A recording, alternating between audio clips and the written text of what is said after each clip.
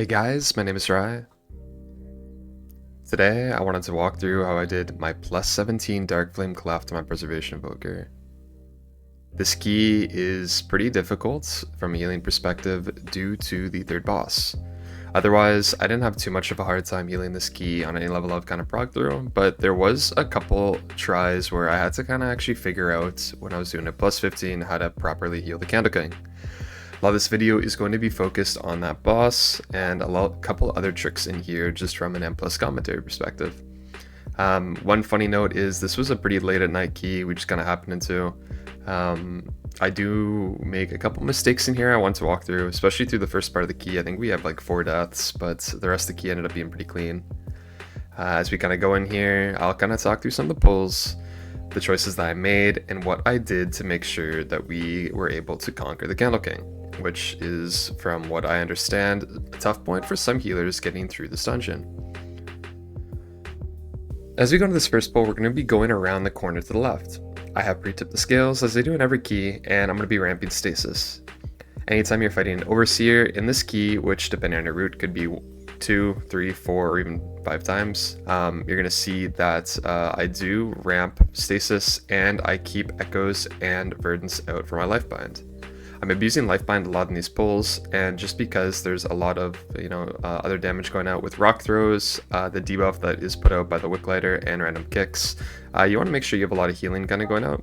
And this is a great time to use things like Zephyr, like Obsidian Scales, and Renewing Blaze. You're going to see that for every one of these packs, I end up alternating some of these buttons. Again, overpowering shouts coming out, I echo into Verdant Embrace, and I release my stasis.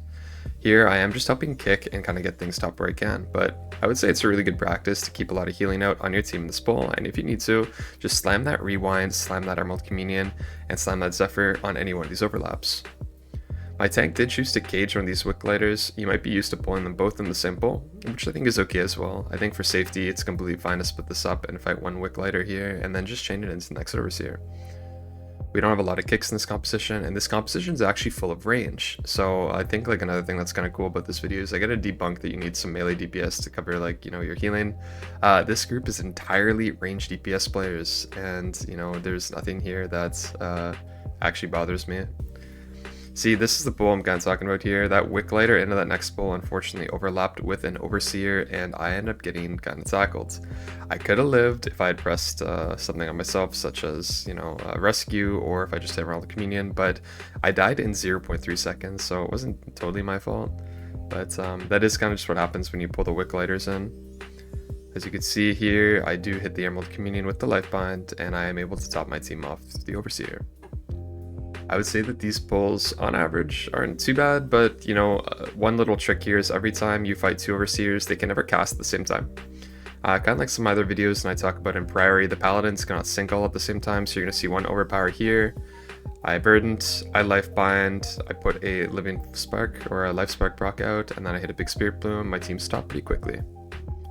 I would say good practice here is to keep your team topped after the first one and new time after the second one, but if you are fighting 2, you need that echo, echo, echo, verdant, embrace, Lifebind, and it should be able to top your team every time before the overseer.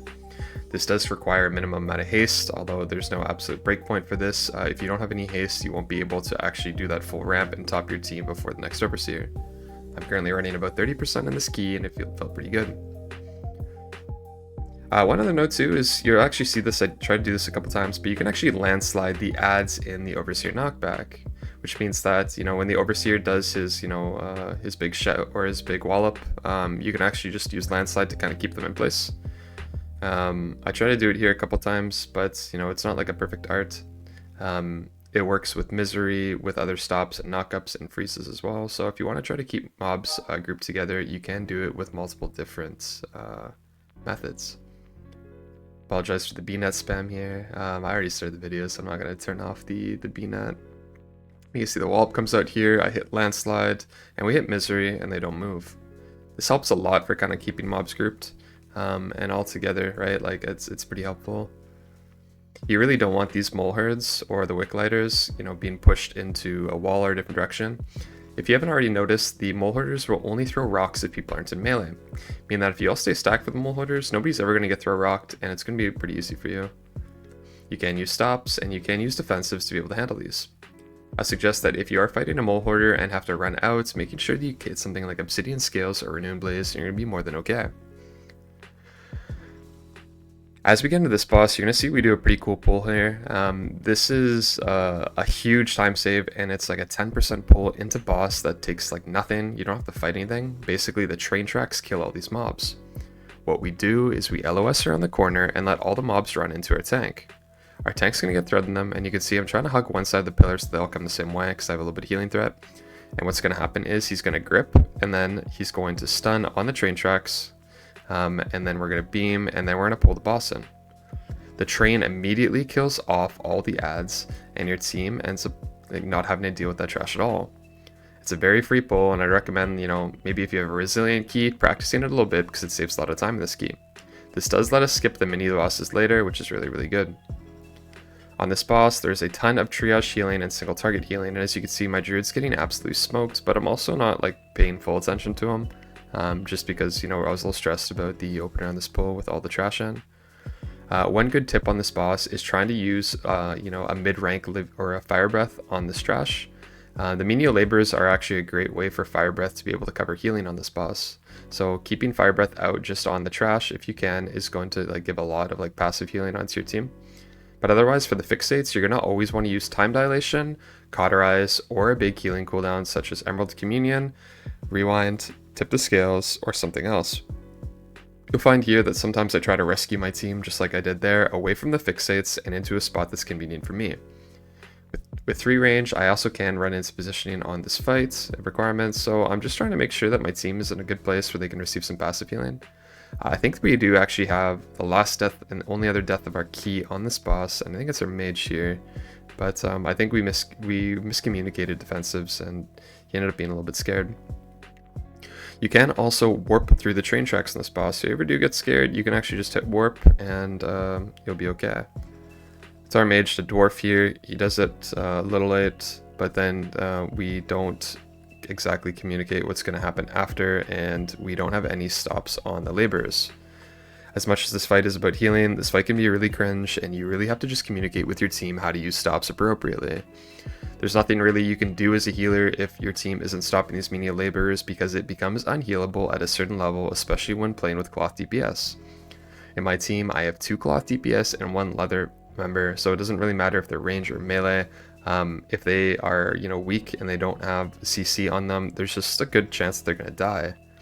So you can see my Boomkin has bark skin and he has time dilation on him, so I'm doing everything I can to kind of keep him alive. I'm watching now here if I need to use Emerald Communion, and unfortunately, I don't have Rewind because I used it on the pull, but it would be another tool that I would use here if I needed. This boss, again, isn't too hard, but we are just making sure that we can do some damage where we can, and as well, making sure that I have adequate healing out.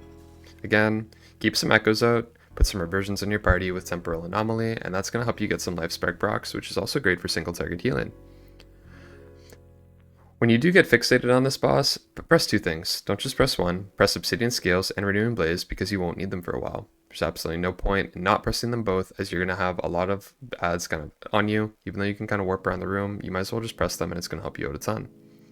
If you need to use a rescue for yourself, be careful of where your team's positioning is, because you don't want to rescue them through the train tracks and kill them, as somebody's going to get mad at you. But for the most part, you shouldn't struggle too much in this fight. Like I said, try to use cauterize when you can. I see my priest here is 15 stacks. I'm watching him to see if I need to cauterize him. He now has 17, and I cauterize. Those that haven't seen, I do have a ability tracker at the bottom of my screen, overlapped by my Blessing Bronze kind of tracker. We are missing a couple in our party, and I've been pretty... my old tracker that makes a sound kind of got erased, so I've been really good at pre-buffing it, but... one also crazy note too is I actually didn't flask for this video. Usually I flask for every key. I think it was because it was a crazy late night that I got a little bit worried here and just forgot to flask. In this pull, we are fighting 3 candles, and just like the paladins in Priory or those overseers in the first pull, this is really easy to handle on Prez. If you do fight 3 wandering candles, one, you should have a spell CD tracker on nameplate, as you can see there, and you can see when the next candles are going to hit. But as well, you can heal every one of these ramps with Echo, Echo, Echo, Burn, Embrace, Spirit Bloom, and then a Lifespark proc. You can see that I do commit a lot of healing here because I don't need any for the next little while. So if you are choosing to fight 3 candles on your team, you can alternate as well. Rewind, Zephyr, and Emerald Communion. But you can see again, just with this Lifespark kind of ramp, my Lifebind kind of ramp, I can handle all the healing requirements very easily. It's not very, very difficult, and especially too, Prez really favors these kinds of healing patterns where you can, do rot, then recovery, just because the way the empowerds work. So you can see my team's topped up here. We're going to get another one. I Lifespark proc, and I hit Zephyr just to make sure my team doesn't die in the last tick. Fire Breath is also exceptionally good at healing your party in here, so weave in your Fire Breaths as it's going to help you do big damage and give you a lot of passive healing. So you can see Echo, Echo, Echo. I hit a big Spirit Bloom with that Lifebind proc, and my team is top to full. I think it was I didn't do this perfectly, but it was a good idea to show you the cadence that I do on this pull. That Echo, Echo, Echo, Verdant, Spirit Bloom, into Dream Breath or Fire Breath or Emerald Communion is great for getting through these like triple combos. Like you have 3 big hits back to back to back. Like I said in Priory, if you're used to it in the Paladins, it's also the go-to combo that I do as well. When you have like a lot of periodic burst healing, Prez handles this stuff amazingly, and it might actually be the best healer in the game at it. But you do have to have practice, and the other thing too is this is why you want haste. I talk about this a lot, but it is unhealable to do these kinds of patterns without a certain level of haste. You'll notice that regardless of how much mastery you have, you just will not have the time to actually be able to use your abilities within these small time frames until you get, 15, 20, 25% haste. I'm running 30 for fun because just all my gear ends up right now and I've crafted around it. But, I'm probably going to drop somewhere at about 25. If I had a flask on right now too, I'd probably just be running more mastery or crit. But at the end of the world, it's not the end of the day. It's not too bad. One thing to note too is on these candles around the room, you can actually LOS the Blazing Fiends. So if your team isn't using stops, or you run out of stops, or perhaps you guys mess up, somebody dies, you can LOS the Blazing Fiends fire damage explosion from just around the corner. For this Dousing Flame, you need to make sure you pop something every time. I always keep out echoes and used up the scales and put up a stasis if I need to. And on this fight, because we have 3 range DPS, I actually don't get chosen for the first time ever fighting Blaziken. Usually on Blaziken, I'll have the first pick on Prez, and I'll be the one kind of, clearing out the candles. But this time around, actually, it was just my team member doing it. I think late in the fight, I end up getting picked a couple times, and I'm going to kind of show you the trick to what you need to do on Prez to clear as many candles as you can before it expires. Kind of the goals in this fight is when you get the candle light, you want to light as many candles as you can, and then when you're blowing them out, you only want to blow out one so you get only 1 debuff dot. We do blow out 2 here, which means we are going to be dealing with 2 debuffs here, and I Echo, Echo, Echo, Lifebind, Zephyr, big Spirit Bloom to top my party, and should be topped. My mage actually did get Zephyr there, so unfortunately he kind of fell behind, but not the end of the world. If you do so happen to have people spread out in this fight, don't panic, you have a ton of time to be able to heal everybody up. As you can see, I'm kind of just waiting for everybody to get in range, and if I really need to, I have Spatial coming up in about 1:30, so I can definitely use that as well. I used Spatial earlier on in the last pull to help tag, and now I'm just hitting my ramp with Emerald Communion, and we're kind of going back to normal. I'm really not fussed about this fight. I don't think this fight is actually that difficult, and I'm sure many of you probably haven't had any healing problems with it, but sometimes it can be kind of problematic if your team doesn't know what's going on. If you do have multiple candles being blown out at once and you find that there's a lot of dots kind of going on, this is a great time to use a raid cooldown. On this fight in particular, again, you can use a lot here early fight, but you want to make sure that you end the fight with Rewind coming up late, Emerald Communion, and tip the scales. I will never ever start the next fight without stasis and tip the scales, so I want to make sure that I'm not resending them on this fight. I was kind of thrown off here by the fact that I got the candlelight after not getting it, but I was able to light a few candles. The trick is, if you are to get the debuff to light up the candles, you can actually light 4 of them up on preservation with 2 charges of warp, meaning that if you start on the first candle, you warp to the second, You warp to the third, you can walk over to the fourth and light an entire half of the room on your own on Corona Warden Preservation Evoker. It's actually a really cool trick, and if I'm playing with melee, I actually tell my melee DPS players if they have the debuff to actually not run out. I rather heal through a couple extra seconds of the debuff than have them lose uptime on the boss, because I can do so many of them on my own as Prez. Enkindling Inferno comes out here, I Zephyr, I Rescue, I put out a little bit of a healing ramp, and I have my my Lifebind kind of carry the rest. As you can see here, I'm going to run over just in case, and now I'm in a position where I want to get to this side of the map here, so I warp, and because I have my druid on this side, I only get to do 3, as I thought he was going to get the last one, but he didn't have it. If I did have that second charge of warp, I could have easily lit that full side on my own and would have been able to solo most of the mechanic. The Dowsing comes out, Echo, Lifebind, and I just Spirit Bloom to kind of get my party stable, but healing doesn't really matter too much here unless you blow out a ton of candles. If your team is blowing out multiple candles, you might have to press something a little bit more, such as Emerald Communion, Renewing Blaze, Obsidian Scales, or even Rewind. As its fight's coming to an end, I have Tip the Scales coming up in 15, I have Rewind coming up, and I have Emerald Communion in 30, which means that I have everything locked and loaded to be able to deal with the next boss. I'm not too concerned about how the next boss is going to be. I was a little nervous going in because we don't have a Death Knight. For those that have played with Death Knights, they're extremely tanky and immortal and can death strike themselves to full when things go wrong, but I do have a full stack of ranged DPS players on a fight that traditionally needs to be stacked up, and I don't have any class that's immortal, meaning that this is going to be a very hard healing check for me, probably the hardest I've done, and it's the first time I'm doing a plus 17. I'm going to pause the video when we get up here, but I'm going to show you what we do here. Because we're at 82% count, we're going to be skipping the mini boss. This mini boss is very count inefficient and time inefficient and very slow. The reason why we don't want to play it is count otherwise in the dungeon can be AoE'd and pulled together and very easily killed, versus the mini boss, which is very deadly, can cost resources, and can easily kill somebody if you don't do it properly. We do skip the mini by jumping up the side, and as Evoker you can do it pretty easily. You can also rescue somebody up if they do get stuck, you can life grip them, or you can do other things to get them up to the top. Now we're at the Candleking, and I want to show you the easiest approach that I found personally for handling this encounter. Remember, I have no Death Knight, I have all ranged DPS players, and this is a plus 17. This is not the easiest fight for Prez, especially given the hand I've been given, but I'm going to show you how I got through it. When starting this fight, you always want to start with stasis and tip the scales, and you're going to notice here that I released my stasis very late. One thing that I want to talk about a little bit here is how important releasing your stasis late is. I see a lot of preservation evokers just release stasis as soon as after they have the first hit, but ultimately you want to prolong your stasis for as long as possible with both empowerds to get as much uptime as you can on dreambreath and use it in a time where you don't have buttons. You should be releasing stasis when you have no spirit bloom or no dreambreath or any other buttons to release on your team. This is going to help you immensely with mana on this fight and helping you get through the healing requirement the first little bit. In Bloodlust and Tip the Scales Haste from Temporal Burst, I'm going to have infinite healing.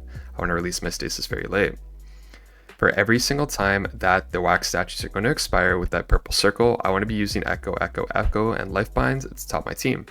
You will notice that I have Obsidian Scales or Renewing Blaze for each one of these combos. Watch carefully what I do throughout this fight and how I use my cooldowns. I'm very conservative on mana because this is an exceptionally costly fight, and I'm going to be doing 3 million HPS in this encounter for the instant duration. Remember too that this is not easy and it takes a little bit of practice to be able to get through properly.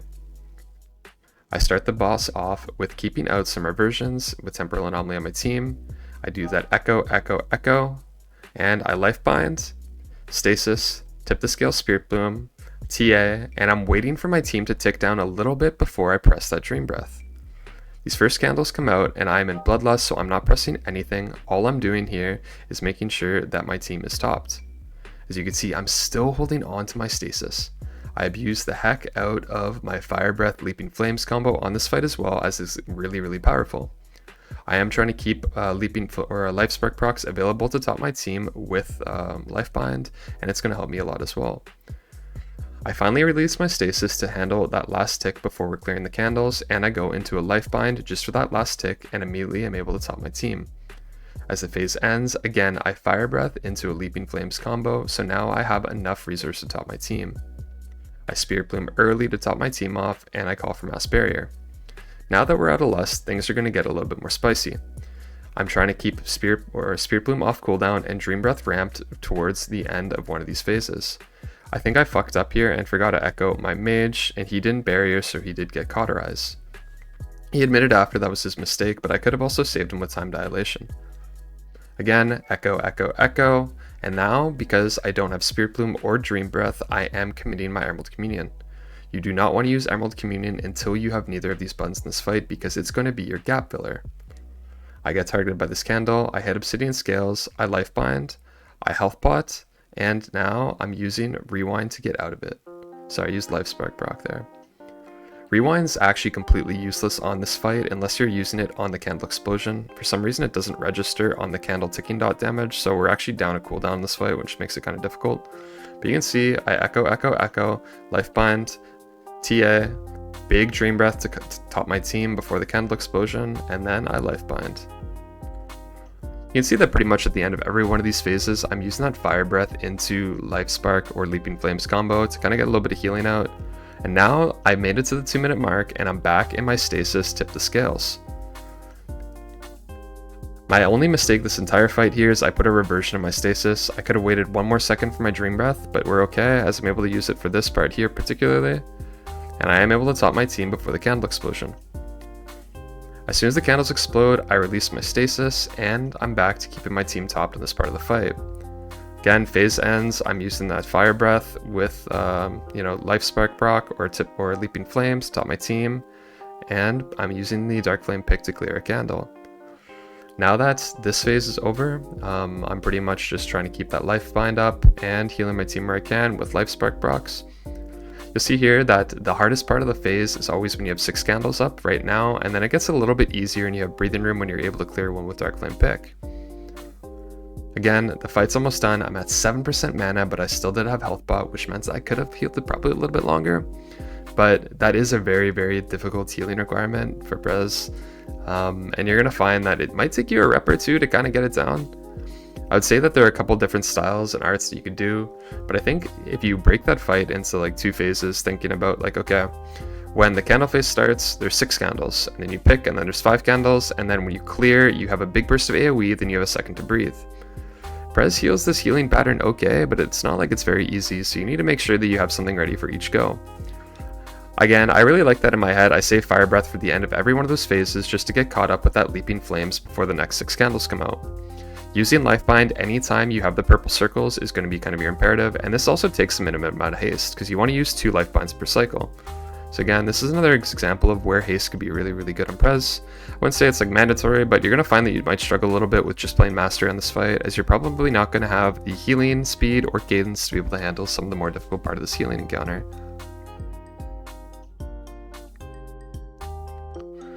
In the kind of train area, there's not really much to talk about. There's no real challenge here from a healer's perspective, so I'm not really going to talk about this too long. But I will talk a little bit about this dungeon more and how I'm going to approach the last boss, and more importantly, things you might want to consider in this key. In this key, I actually didn't run the Leech talent, Regenerative Leech, which is available on the left-hand side of the tree under Instinctive Arcana. This is also a really good talent point for 1 point. You can probably drop in Kindle, 3% Living Flame damage for the 2% Leech, and it might help you a little bit in Candleking.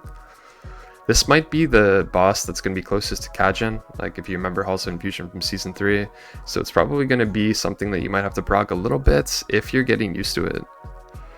Again, I ran pretty low verse, and you probably noticed that if you look back at the VOD, I kind of abused hover quite a bit for just that 20% hover DR throughout the encounter. You're going to be using that a lot in these keys, so make sure that at any time, like maybe a candle expires or you're dealing with a mechanic that one-shots you, just go ahead and hit that hover. You do have 2 charges, and I think often you're going to be noticing you probably sit on a hover a lot more than you think you do, but having a 20% damage reduction is, invaluable when thinking about it, especially when doing and progressing hotkeys. Having warp just from Chrono Warden alone and having a 20% damage reduction just from a short cooldown like that also gives you movement speed completely almost negates the need for versatility in a lot of these keys, as you can kind of survive a lot of one-shot checks just with hover and obsidian scales. A cool tip to note is that you can actually run all the mobs up to these final candles in the RP event to tank them here, and you'll have unlimited light spawn for your tank and your team that keep refreshing the cart. It only takes one person in the cart to move it, so if your team is running around or away from the cart, especially your tank, they can group mobs outside of the carts and easily take them back in or right to the end here where you can use the candlelight. This is exceptionally useful when trying to clear this place quickly, as you can actually do the entire cart area in 2 pulls if you really wanted to. But remember, if you get to the end, you do have unlimited candlelight, which is really nice from a tank and healer perspective. This entire area is just all on like your tank kind of pulling and your healer kind of making sure you dispel. So as we fight darkness, we're kind of getting to the end of this dungeon, and I only have 1 healing check left to go. It is fighting the darkness. Luckily on preservation, we also have a really good toolkit for handling the darkness, because each one of his eternal darknesses happen every 1 minute. Likely in most key levels, you're probably only going to get 3 because this boss isn't going to be longer than 345, but if you do get a 4th, I'm going to show you what to do. Because it is exactly on a 1 minute cooldown, you can use Tip the Scales on the 1st and 3rd, and Emerald Communion on the 2nd. So you're going to see here what I do when I approach the darkness. We're going to be pulling a little bit of trash on the boss here, and you're going to be seeing that I am going to be spam dispelling my tank.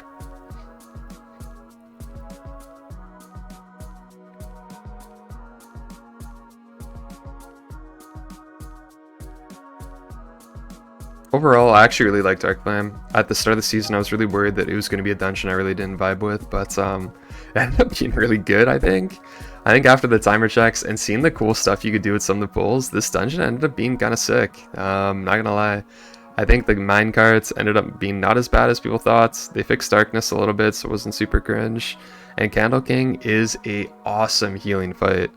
I really hope that they fix rewind on this fight, because not having one of your biggest healing cooldowns able to work on one of the hardest healing checks is actually really terrible. Basically, when I was talking to the preservation Discord, I had asked around to see if anybody else had this problem. What happened on the Candleking? Why was my rewind healing for 500,000 damage? And what can I do to prevent it? It turns out that the candles are actually not enemy NPCs, but rather like some inanimate object. Then because they're ticking damage, it doesn't count towards the effective rewind, which really sucks for me. But all in all, kind of is how it is and how she goes. As we're fighting the darkness here, you're going to see that Eternal Darkness is going to come up, and I'm going to ramp my first ramp here, which is Tip the Scales, Stasis, and then Stasis Release. I do hit rewind there as well, as my stasis got a little bit cut short, and I put a dispel in it after spiritbloom, so now I just kind of have a stasis to kind of like ugg around with. I do just release it for fun, because it doesn't really not going to do anything at this point, but you can get through an entire Eternal Darkness with just rewind after a big spiritbloom. You never want to rewind the first global of Eternal Darkness because of the way rewind works. Remember, rewind will do more healing based off of the damage taken in the last 5 seconds. If you do rewind after the second tick of darkness, it should be able to cover the rest of the damage event just fine. However, the first tick, it's probably not going to do enough healing to cover it. You'll see here that anytime I get targeted by Shadow Blast, I either use Time Dilation, Obsidian Scales plus Warp, or, I can Emerald Communion or Zephyr if I need to. I'd like to save Zephyr for the phase altogether, and here I'm just keeping some regular healing out. Anytime we fight an Eternal Darkness, which is coming up right about now, I'm using my Echo, Burn Embrace, and for this one, like I said, before we got to this boss, I'll be using Zephyr and Emerald Communion. For every one of these Eternal Darknesses, remember, all you have to do is use Tip the Scales or Emerald Communion, and it'll handle the entire damage event, no problem. But you do need to use that Lifebind ramp to be able to get through it. As the darkness is at 70%, we're going to be hitting Bloodlust soon, and it's going to be, lining up with our Priest's PI and Void Form, Dark Ascension, and we'll be able to get through this healing check quite easily. As I'm in Bloodlust 2, this becomes a little bit easier to heal the darkness, and all I really have to do is pick up candles and kind of blast the boss. We kind of agreed that the responsibility on this fight is you only really have to go get candles if you have the circle on you, otherwise you can just kind of stay on the thing.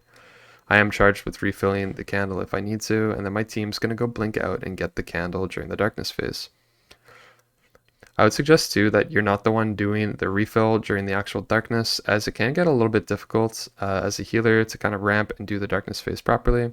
But as you see here, I hit Renewing Blaze, and I hit that Tip to Scales, Spiritbloom, and my team's health just doesn't move. Boss is at 59%. I know that maybe we have one more refill. I'm kicking the boss where I can, and now all I have to do is, release my stasis, I guess, if I need to, but you know, it's kind of pressed for nothing. I kind of press stasis just as kind of a carryover in case that Eternal Darkness phase gets a little scary.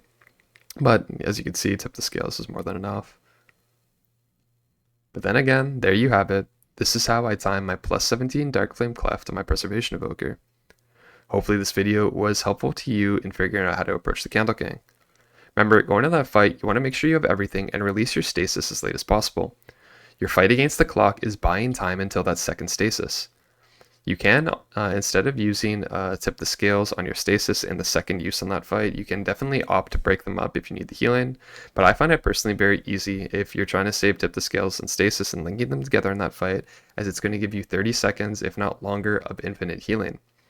Stasis plus tip the scales is an insanely powerful combo as it lets you ramp up your stasis without worrying and keeping that haste prolonged until you need to release your stasis at the end, buying you tons of time to get empowerds back, maybe get the DPS defensives back, and get other healing back. Again, thanks for tuning in, thanks for all the supports, and hopefully this video is helpful for you in tackling the Candleking. If there's anything that you're curious about our route or anything in this video, feel free to drop something in the comments or check out my Discord link below, where I have all my routes, I have all my weak auras, and anything else you need for Mythic Plus. I have been pushing, you know, semi-seriously on my Preservation Evoker and having a lot of fun. I hope to get 3500 in the next couple weeks. So with that in mind, thanks again, and I'll catch you guys in the next one.